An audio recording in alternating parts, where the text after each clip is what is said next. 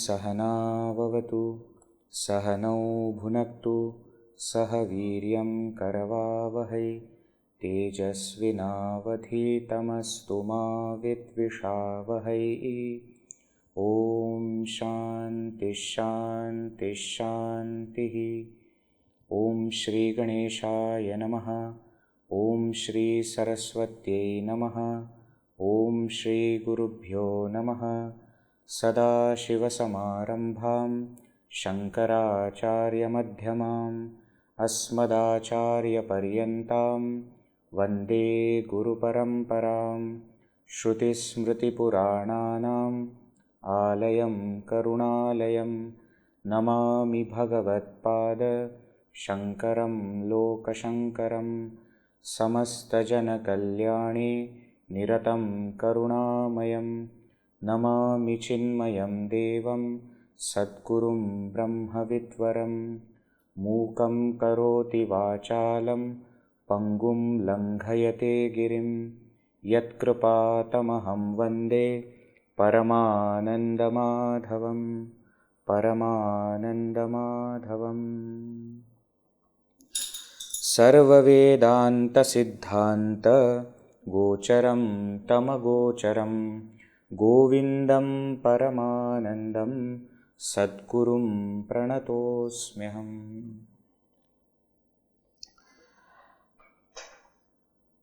So in the last to last session, before the doubt clarification, we concluded the topic of means for nirvikalpa samadhi. Right? The topic that started from verse number 368 and went up to 397. And the topics which were covered, Bhagavan Shankaracharya started by saying what all are the doorways to nirvikalpa samadhi. Yogasya prathamam dwaram, vang nirodha, etc., etc. Right? And continuing to elaborate on all those doorways, he explained what we mean by ekanta, vak nirodha, vairagya. And he took each of those topics to its final, ultimate culmination. Vang nirodha was not just explained as, controlling the speech or mauna. It was explained as dissolving the speech into mind, mind into intellect, intellect into total intellect, and total intellect into self. Ekanta also, he started by that solitude concept, but then took it to the ultimate end of ekanta. Right? Vairagya also he did like that only. He explained there are different kinds of vairagya. And what is the highest kind of vairagya? Where even not just from outside, bahya vairagya, but antar vairagya also. That everything Shankaracharya had explained. Then he took the topic of vairagya and bodha. Vairagya, dispassion, and bodha, knowledge, self-knowledge. How these two are very, very important factors in spiritual life. And they two are like the two wings of a bird. If the bird wants to fly, both wings are required. So that's how he explained that concept also. Then he actually explained the steps to samadhi abhyasa. Further went on to explain what are the two main what we can say sections of meditation. One is detach and another is attach. That also concept he explained. Then he explained the concept of akhanda vritti. Isn't it? Akhanda vritti. Two meanings we saw from akhanda vritti. Akhanda vritti is that unbroken thought. So he explained how that unbroken thought is maintained, what is to be done to maintain that. And then he explained akhandakara vritti, the thought of the unbroken self. And how that self is unbroken, that is also explained through shruti, yukti, anubhuti, etc. Right? And the topic then finally concluded with Shankaracharya explaining how everything is self. So he took us step by step through the entire process. That when you say that self is non-dual, means what? What happens to the world? Then when you say that world is not there, what do you mean? He took us step by step further and also showed to us how there is absolute absence of duality. Right? And finally, he concluded with Upadesha on how to give up this unreal anatma, not self, or upadhi. That is how the topic got concluded. Now we are into the last section of this step, the step of brahmatmana samsthitihi, right? And we are into the last section. So verses 398 that we are going to start today up to 413, actually 418, two topics are there. So up to that will be this section, and with which the step of brahmatmana samsthiti will conclude. So first Shankaracharya takes up how the self is non-dual. And again some more verses which we can use for meditation are also there. We will see Atmanah Akhandatvam, how the non-duality of self is explained here now from verses 398 onwards. Let us start the topic. Svātmanyāropitāśeṣābhāsarvastunirāsataḥ svayameva paraṃ brahma pūrṇamadvayamakriyam. Now here the first line should not be broken. It's one word. Okay. So if we chant it together, then it will be correct in the meter. So we'll chant the first line together. Full verse together, but first line without break. svātmanyāropitāśeṣābhāsarvastunirāsataḥ svayameva paraṃ brahma pūrṇamadvayamakriyam. What is he saying? Svātmani aropita ashesha abhāsavastunirāsataḥ. Svātmani, in the self, or on one's own self, svātmani. Aropita, superimposed. Ashesha abhasa vastu. Ashesha, entire. Abhasa, apparent. Vastu, objects or things. Nirāsataḥ, by removal. See, svātmani, on one's own self. Aropita, superimposed. Ashesha, entire. Abhasa, apparent. Vastu, things or objects. Nirāsataḥ, by removal. Means what? By removal of all the apparent things superimposed on one's own self. By removal of that means what? By ending all kinds of superimpositions. By ending the ignorance. By that what happens? Svayameva paraṃ brahma. What remains? What remains is I am that supreme Brahman. Pūrṇam, infinite, complete, full. Advayam, non-dual, because there is nothing other than me. Akriyam, actionless. Absolutely no kriya possible for the self. Why? Because there is no avenue to do any action. So, after removing all the apparent things that are superimposed on one's own self, what remains is me being that supreme Brahman, which is full, which is non-dual, and which is actionless. That is what remains. Right? So that is what Shankaracharya is explaining now. Now, when the moment it is said like this, all the other thoughts that we have studied so far should come to our mind.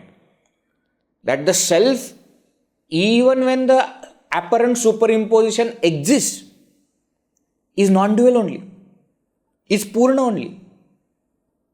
So, infinitude of the self, non-duality of the self is not compromised even when superimposition exists. Why? Because the superimposition is not real.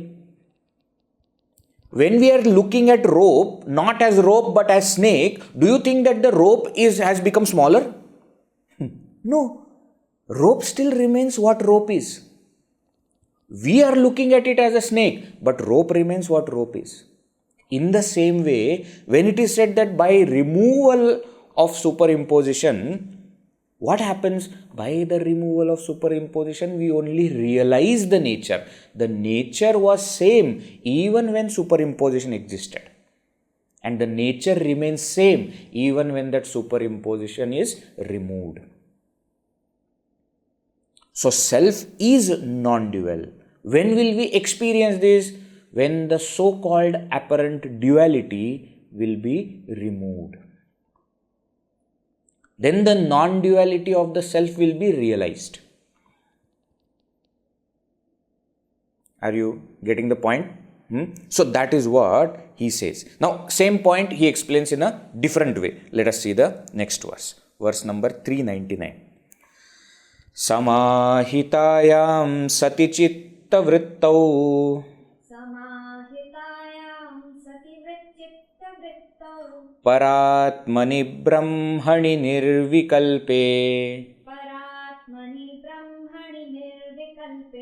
na dṛśyate kaścidayaṃ vikalpaḥ prajalpamātraḥ pariśiṣyate yataḥ.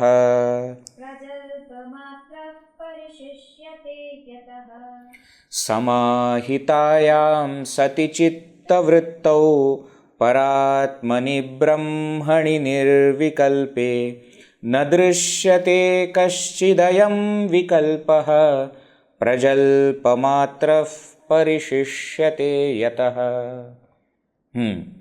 Cittavṛttau samāhitāyāṃ sati.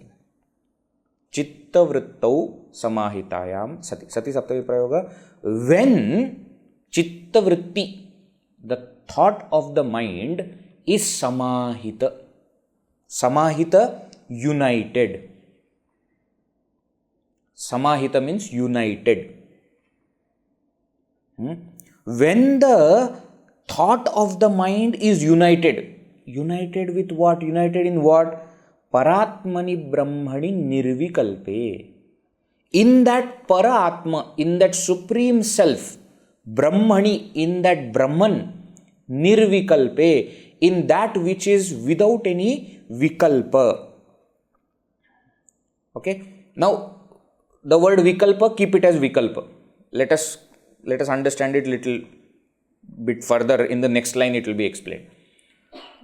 Now, carefully see, parātmani, brahmaṇi, nirvikalpe, all are in saptami vibhakti ekvachana, which means there is samanadikaranya there. Which means what? They are all adjectives for each other. Or rather, they are all talking about the same reality. So, in that supreme self, which is also called as Brahman, which is nirvikalpa, without any vikalpa, in that self, when the thoughts of the mind have united, means what? When the mind has merged in Brahman and has become Brahman.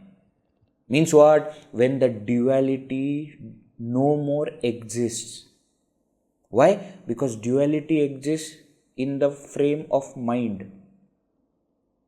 When the mind itself doesn't remain separate from Brahman, from the self, when the mind has become one with the self, this is the goal of nirvikalpa samadhi, isn't it? When that mind has become one with it, dissolved in it, then what happens? Na dṛśyate kaścidayaṃ vikalpaḥ. Kaśchit, any. Ayam vikalpaḥ. This vikalpa, na dṛśyate, is not seen. Now, what do we mean by vikalpa? Let us see. The word vikalpa has got many connotations, many meanings. And it is not a new word for us because nirvikalpa, savikalpa, we have been, using it for a long time now. When we are talking about savikalpa, nirvikalpa, we take the vikalpa to mean a thought. Correct? And therefore we say savikalpa samadhi means meditation by maintaining a thought, brahmakara vritti. And nirvikalpa samadhi means meditation without thought. Without thought means what? That thought has merged in the goal of meditation. That is how we explain savikalpa and nirvikalpa. Okay. Now, vikalpa word itself has got, as I said, many meanings. One meaning, thought we saw. Second meaning, we also say vikalpa means choice. In Hindi, etc. we say, na, iske 4 vikalpa hai. Whenever there is any test, etc., quiz, etc. is happening, in that quiz, they will give you 4 options. So, that option is also one meaning of the word vikalpa. Basically, what vikalpa means is duality. Vikalpa means second thing. You don't have any choice. तेरे पास कोई विकल्प नहीं है. So that second thing is not there. That is, second thing is called as vikalpa. In other words, duality is called as vikalpa. In Patanjali Yoga Sutra, very interesting definition of vikalpa is given. He says, Shabda jnananupati vastu shunyah vikalpaha. Shabda jnana anupati vastu shunyah. That which is known as mere word. Shabda jnana anupati. Vastu shunyah, but there is no such actual object. That is called as vikalpa. Now, because of this kind of definition, it can be taken as thought. Because what is thought? Thought is some word we are giving, but there is no object actually. There is no physical thing, right? It is just mere word. Now, that is what Shankaracharya explains here. See the last pada. Prajalpamātraḥ. Prajalpamātraḥ, mere word. Pariśiṣyate yataḥ. Pariśiṣyate, that is what remains. What remains? The plurality remains as a mere word. Means what? There is no plurality that remains. It just remains as a concept. Prajalpamātraḥ pariśiṣyate yataḥ. In some pathas, tataḥ also is there.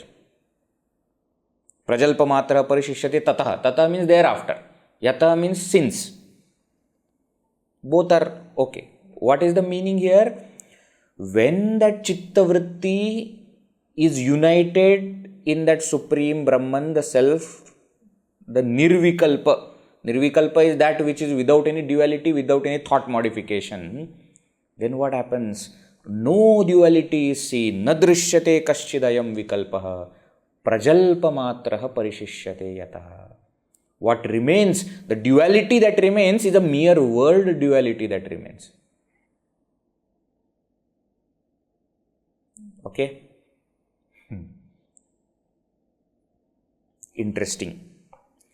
See, in any kind of dissolution for that matter, what remains at the end is mere name.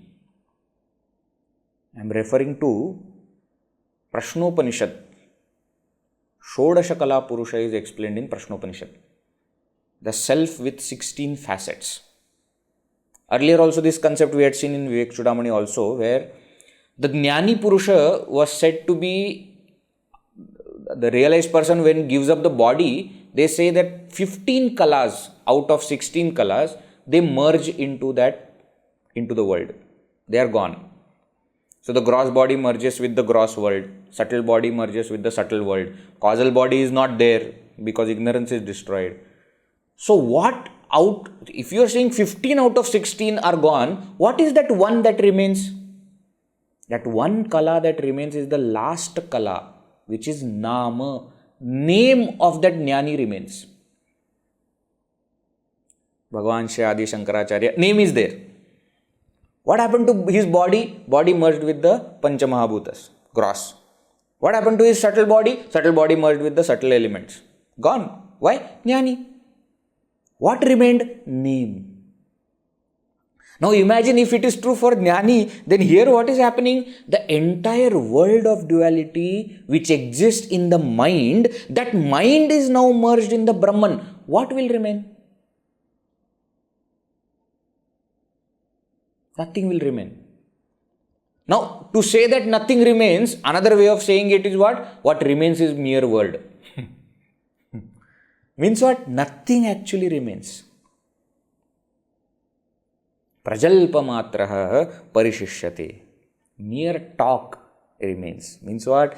The world remains as just word. Shabdamātra. Not actually. That is the meaning. Okay? Beautiful. See, these verses, they give us glimpse of what that state is. Because it is impossible to imagine or understand, so just glimpses are given in these verses. Very beautiful. Now what? Continues further. Vikalpa. that concept is still further explained. Let us see. Verse number 400. Asatkalpo vikalpo'yaṃ. asatkalpo vikalpo'yaṃ. viśvamityekavastuni. viśvamityekavastuni. nirvikāre nirākāre. nirviśeṣe bhidā kutaḥ. asatkalpo vikalpo'yaṃ. viśvamityekavastuni. nirvikāre nirākāre. nirviśeṣe bhidā kutaḥ. Now next 4 verses starting from here, the last phrase will be same. ekavastuni nirvikāre nirviśeṣe, ekavastuni nirvikāre nirākāre nirviśeṣe bhidā kutaḥ. What is the meaning? Ekavastuni, in that one reality, non-dual reality. Nirvikāre, which is without any modification, vikara. Nirākāre, which is without any form.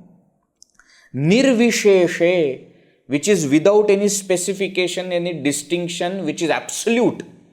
In that non-dual reality, bhidā kutaḥ. From where will there be bhidā, difference? What is the scope? Where is the scope of plurality, duality in that absolute Brahman? Now, the first pada and one more word will explain what do we mean by that. Let us see. Asatkalpah ayam vikalpah. Ayam vikalpah, this duality, this thought modification which is there, asatkalpah. Asatkalpah is interesting word. Asat means non-existent. Non-existence. Asat. Asatkalpah means almost non-existence. Ayam vikalpah, and what is it? Vishwam iti, that which is called as the world. This duality which is called as the world is almost non-existent. And therefore, in that reality, which is without modification, without form, without any distinction, where is the scope of duality? Why? Because what duality exists is almost non-existence. Now somebody will say, Vedji, what is this almost non-existent? Is it non-existent or is it almost non-existent? Because in the previous verse, how is he explaining? He is saying prajalpamātraḥ. Prajalpamātraḥ pariśiṣyate. The prajalpamātraḥ means what? Asat. Now here he is saying asatkalpo. So is it non-existent? The plurality or the duality or the world, is it non-existent or is it almost non-existent? Almost means what? Is there a vague picture that you are seeing or is there no picture? Now that question takes us to a very important concept of Vedanta. Is the world non-existent or almost non-existent? Actually, the answer is both. But it depends on the state of Jivan Mukta. What level, what stage that Jivan Mukta is. Understand that we are at the 400th verse, okay? We have studied 400 verses. Therefore, now this is the right time to introduce this.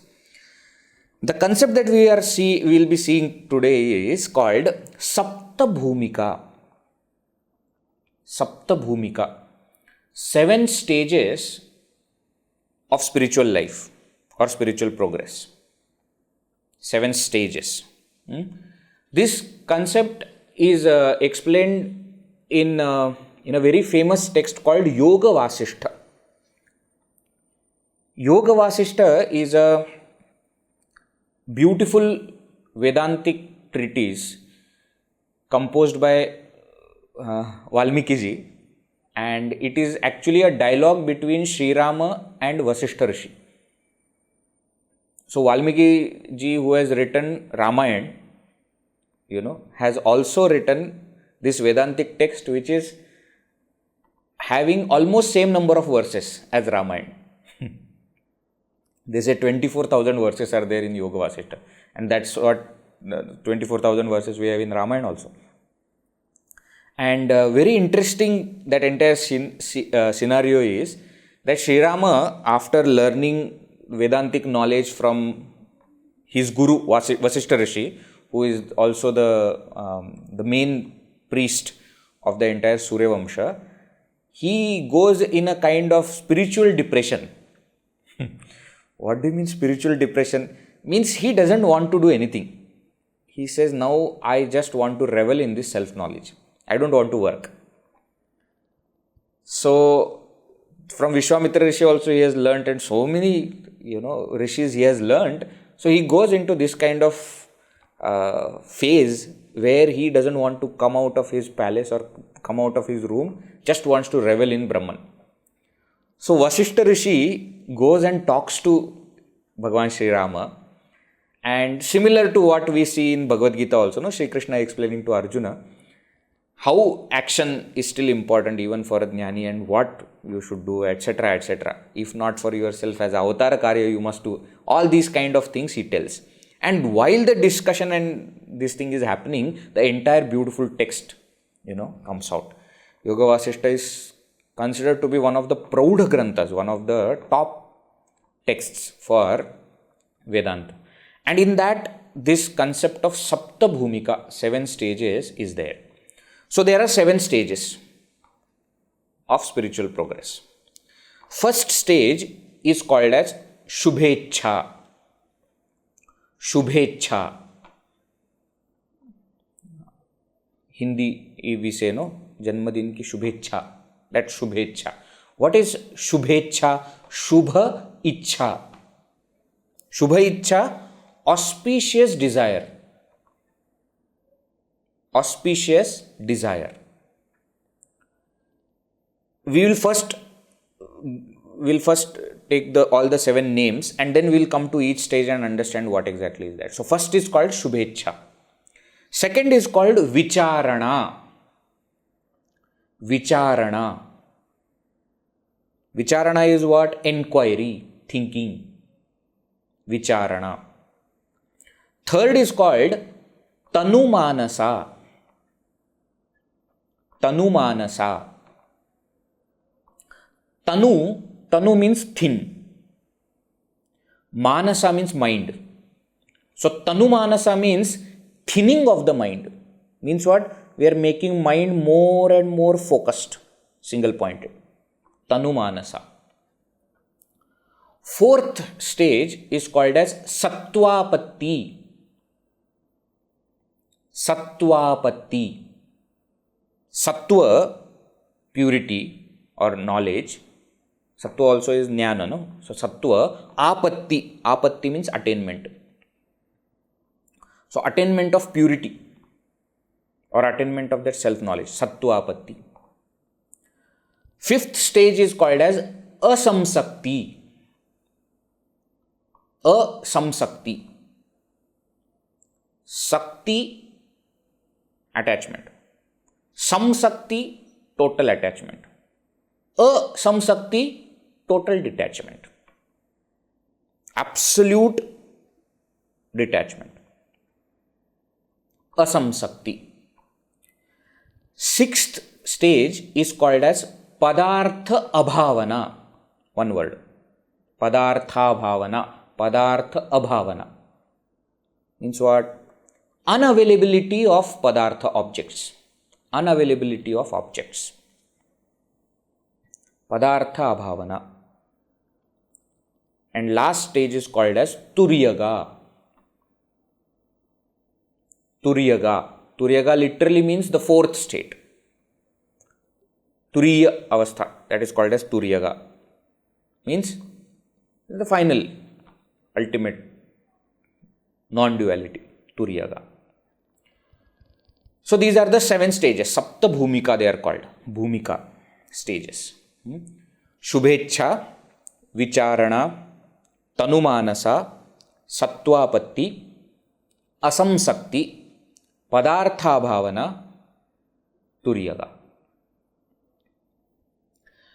Now in this, first is what? Shubhecha. Shubhecha means auspicious desire. Means what? That mumukshutva. Our spiritual life starts when we have the desire. What is the desire? Moksho me bhuyaditicha. May I be liberated. So with that desire, shubha, auspicious desire, the entire process starts. So that shubhecha explains that desire, mumukshutva, or by extension it explains the entire sadhana chatushtaya. Sadhana chatushtaya. Viveka, vairagya, samadhi, shat sampatti and mumukshutva. So acquiring sadhana chatushtaya is the first stage of spiritual life, shubhecha. Then what comes next? Vicharana, inquiry. So after gaining sadhana chatushtaya, what do? We go to Guru upasadana. Then we listen from Guru. Why? Because inquiry. Inquiry is the stage, is the process. So we listen, shravana, and then we reflect, manana.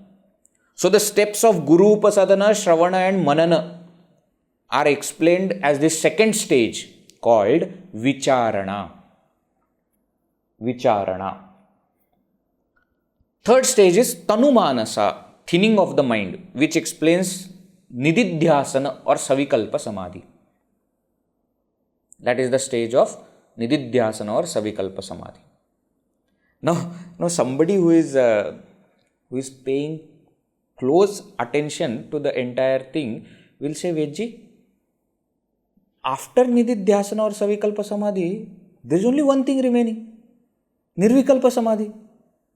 Isn't it? And after that moksha, there is nothing else.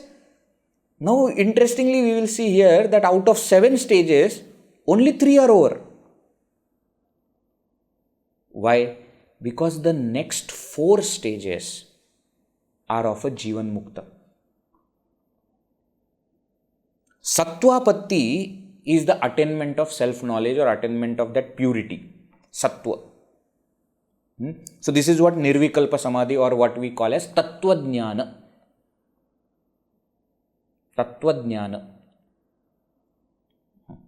Asamsakti means total detachment. Now what is happening? See, knowledge has happened. But as we have been seeing in this section of Vivekachoodamani, what is that? How much is the absorption in that knowledge, in that Brahman? Isn't it? That is what we have been seeing.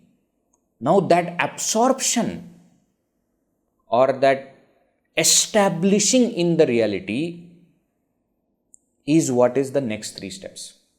Asamsakti starts with asamsakti, total detachment. Then what? Next step is padartha abhavana. The world itself vanishes. The world is not perceived. And final stage is turyaga. Now actually these 4 stages, the last 4 stages, which are for a jnani. See, all 4 stages we call that person as jnani only. Why? Because tattvajnana has happened at the 4th stage. So he is a jnani. But will he experience Jivan Mukti, Ananda or not? How much is his absorption in that knowledge which he has got? Based on that, these 4 stages are there. And therefore, sometimes there are different words given to indicate this. Brahmavit, Brahmavidvara, Brahmavidvariyan, Brahmavidvarishtha. So, sattvapatti stage, if a person is, then that person is called as Brahmavit. Brahmavit, the knower of Brahman. Knowledge has happened.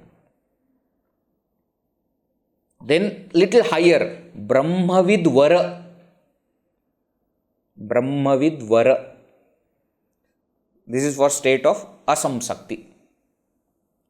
Then brahmavidvariyan, still higher.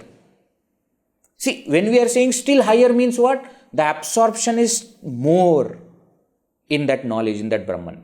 Brahmavidvariyan. And then final, the seventh stage is called as Brahmavidvarishtha.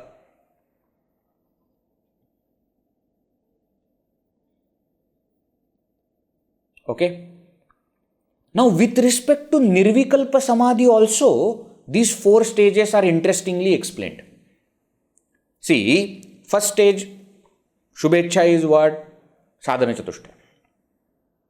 Second stage of Vicharana is what? Guru Upasadana, Shravana and Manan. Third stage of Tanumanasa is what? Savikalpa Samadhi or Nididhyasana. Right? Now, fourth stage is Nirvikalpa Samadhi. So, in fourth stage, what happens is the person easily enters into Nirvikalpa Samadhi.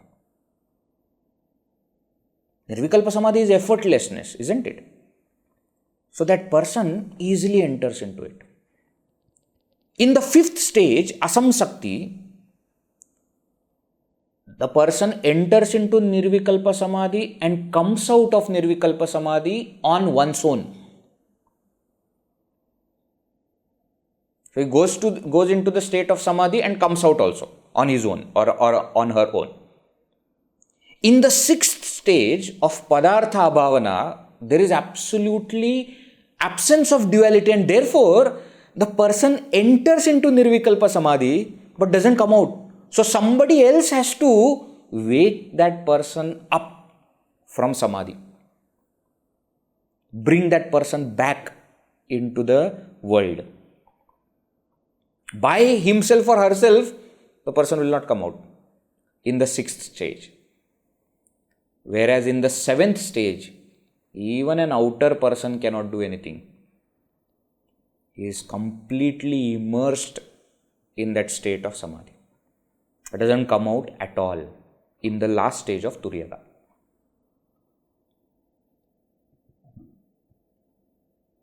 Okay? So, Tattvajnana has happened at the fourth stage. Now the absorption, how much is happening. Based on that, there is fifth, sixth and seventh stage. Now we must have heard many anecdotes, stories about realized people. And there, now that we have understood this Sapta Bhumika, we can see how different levels of Jivan Muktas are there. Where somebody will just slip into Nirvikalpa Samadhi, fourth stage. Somebody will slip into it and come out of it on one's own, fifth stage. 6 stages we will go into it, will not come back on one's own. So somebody else has to do. They say about Ramakrishna Paramahamsa, no?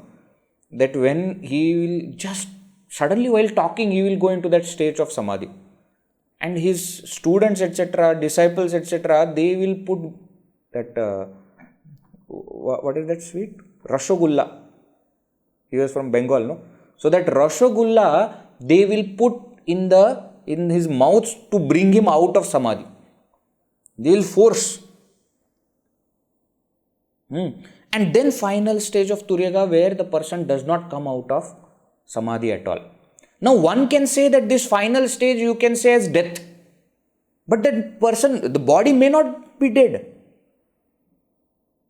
That is why when the Jivan Mukta Purusha gives up the body, we call it as Samadhi. For that Samadhi, it need not be that when he is alive, he is giving up. See, there is Jala Samadhi, Bhu Samadhi, different kinds of Samadhis are also explained. That somebody goes inside the earth. He is cremated when alive. Like Jnaneshwar Maharaj, he was mere 16, 18-year-old small boy and he took Bhu Samadhi. But they say that even under the earth, he was still alive. And there are such stories, anecdotes are there that, the tree, etc. grew and the roots, etc. started to come and poke him. He is underground. And this came in one saint's dream. This is much later, much after he took Samadhi. And they digged it again and they understood that this is happening and they removed it and it continued. He remained in samadhi. So whether it is giving up of body or not, we don't know. We don't know. It can be, it may not be. The point is, the Jivan Mukta does not come out of samadhi, even when forced by outside people or circumstances. So these are the 7 stages. Now here if you carefully see, Sattvapatti is where the Tattvajnana happens. Now in Asamsakti, what is there? The world is almost non-existence.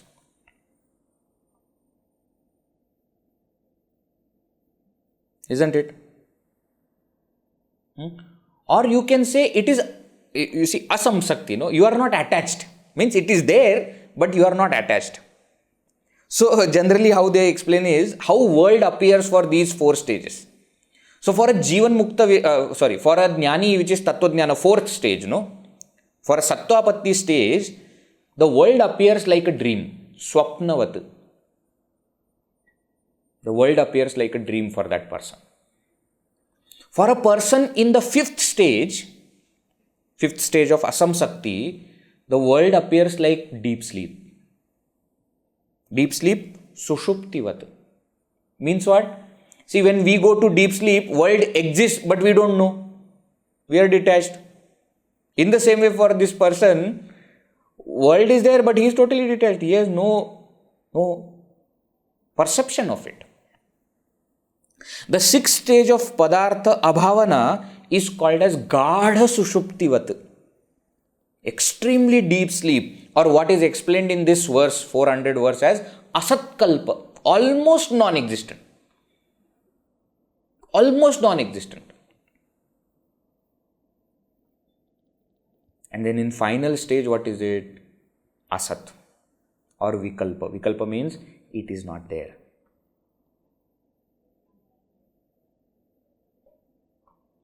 Okay.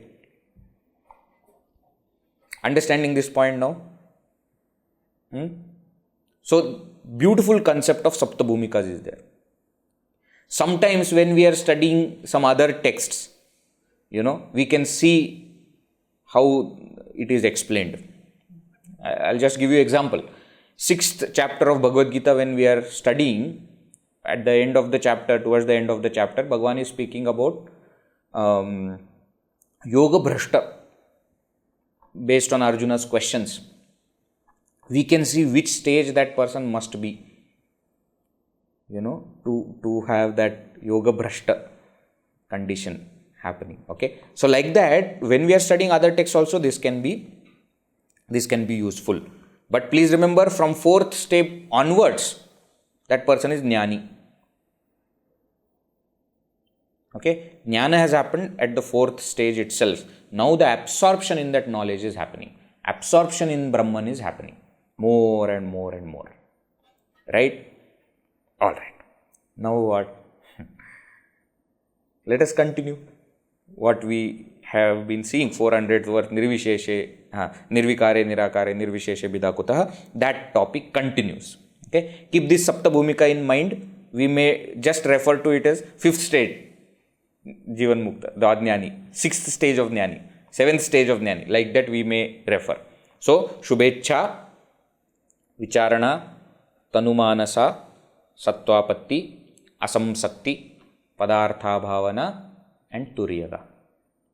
Okay? Let us go into the next verse now. draṣṭudarśanadṛśyādibhāvaśūnyaikavastuni nirvikāre nirākāre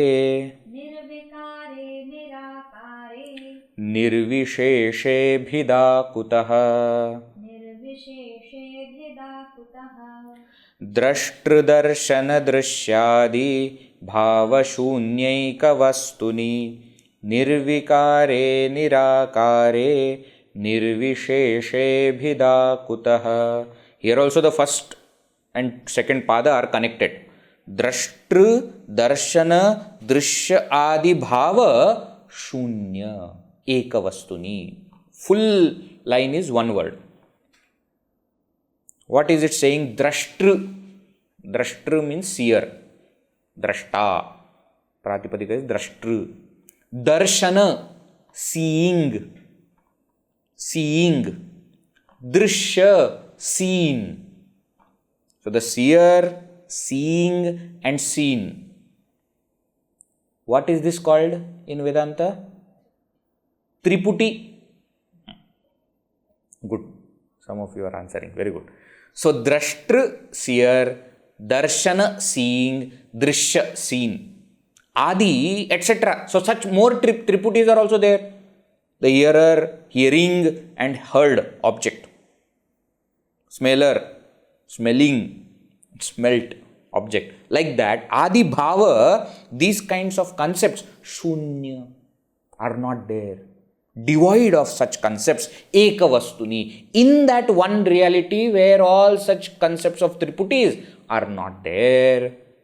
In such non-dual reality, which is devoid of triputi, nirvikāre, in such reality which is without modification, nirākāre, without form, nirviśeṣe, without any distinction, specificities, bhidā kutaḥ, where is the scope of duality?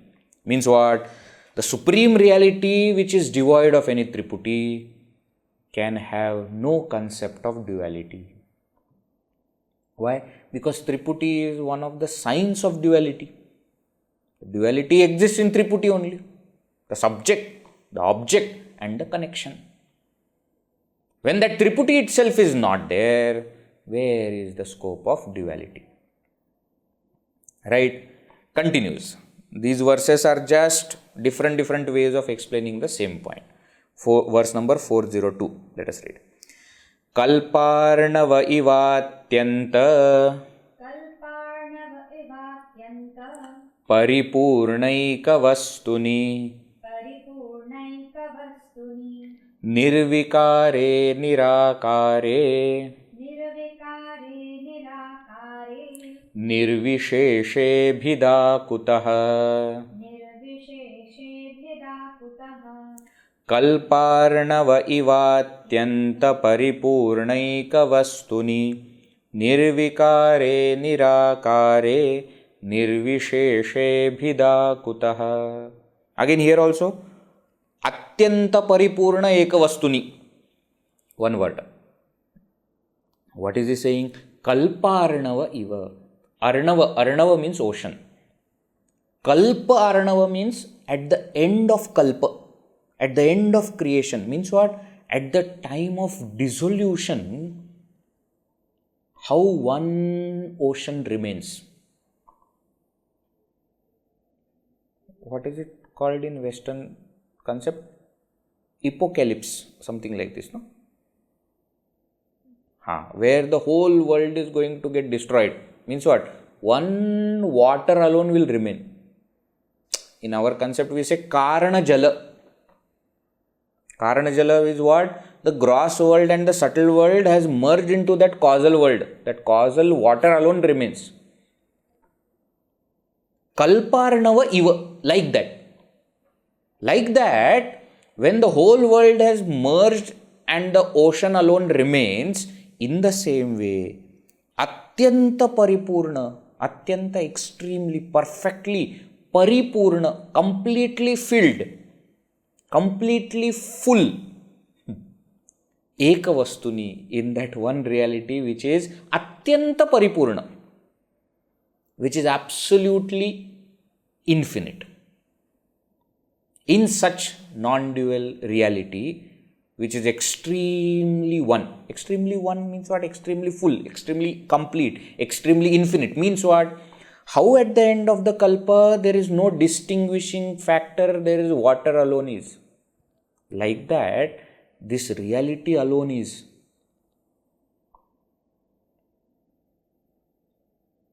Nitya pralaya, naimittika pralaya, then prakritika pralaya, and then atyantika pralaya. Nitya pralaya is when every day we go to sleep. Naimittika pralaya is when Brahmaji goes to sleep. Prakritika pralaya means when Brahmaji's time is over. So that Brahmaji is destroyed and new Brahmaji is created next. Prakritika pralaya, dissolution. And Atyantika pralaya means when we realize the Supreme. Now in that Atyantika pralaya, what happens? The Brahman alone remains, which is Atyanta paripurna, which is extremely infinite. Extremely infinite means what? Perfectly full. Means what? Not an ounce, not a minuscule particle of anything else other than Brahman. In such nirvikāre, nirākāre, nirviśeṣe Brahman, bhidā kutaḥ, where is the scope of duality? So, at the dissolution of the universe, when everything becomes one karana jala, in the same way, that Brahman is atyanta paripurna. That alone is, there is nothing other than it. Where is the scope of duality in such Brahman? That is what he is saying. The last verse in that same sequence, let us see. Verse number 403. Tejasi vatamo yatra pralinam bhrantikaranam advitiye pare tatve nirviśeṣe bhidā kutaḥ. Tejasi vatamo yatra pralinam bhrantikaranam advitiye pare tatve nirviśeṣe bhidā kutaḥ. So now the last phrase remains same. Nirviśeṣe bhidā kutaḥ. In that absolute non-dual Brahman, where is the scope of duality? Now example is different. Tejasi iva tamaha. Tamaha, darkness. Tejasi, in the light. Iva, like. Like the darkness merges in the light, dissolves into the light.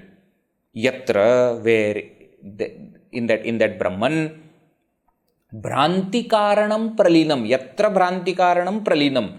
Where the Bhrantikarana, cause of delusion, pralinam, is dissolved. In some text, Pathaveda is there, vilinam has merged. Same only. Pralinam, vilinam, same only. So where means in which reality the entire cause of delusion is dissolved. Means what? The ignorance is gone. Ignorance is what we are always comparing with tamas, isn't it? And that ignorance is the cause of delusion. So where the ignorance is dissolved in that supreme consciousness, advitiye pare tatve, in that non-dual supreme reality, advitiya non-dual, para supreme, tattva reality, in that non-dual supreme reality, nirviśeṣe, which is without any specificities, bhidā kutaḥ, where is the scope of duality? So what is he saying? When the darkness, which is the cause of delusion, is dissolved in the light, means what? At night there is darkness which pervades, but the moment sun rises, what happens? The darkness vanishes in the light. And when that darkness has vanished in the light, then the delusion, and because of delusion, whatever confusion was created, everything is gone. Similar example was given in Atma Bodha also. That a person is in the forest and Brahma happens.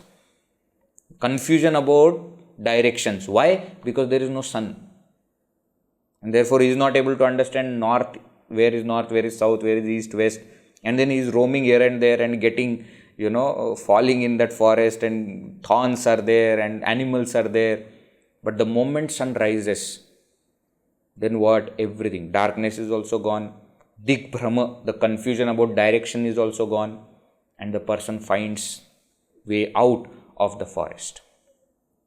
In the same way, we are all roaming in the jungle, confused, totally filled with darkness. Why? Ignorance is everywhere.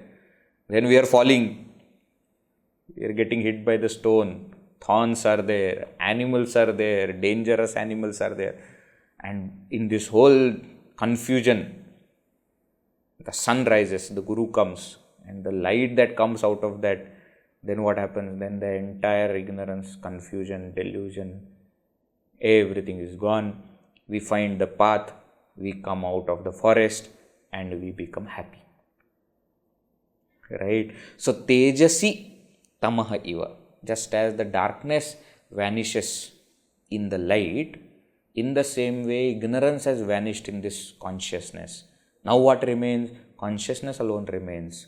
In that consciousness, which is non-dual supreme reality, where is the scope of duality? So reality and duality are now completely separated. Where reality is there, no duality is possible. Self remains as non-dual reality. Right? Some more verses are there explaining the same point, which we will see in the coming classes. Okay? Shall we conclude? Om pūrṇamadah pūrṇamidam pūrṇāt pūrṇamudachyate pūrṇasya pūrṇamadāya pūrṇameva vaṣiṣyate. Om shanti shanti shanti. Harihi Om Shri Gurubhyo Namaha. Harihi Om. Harihi Om.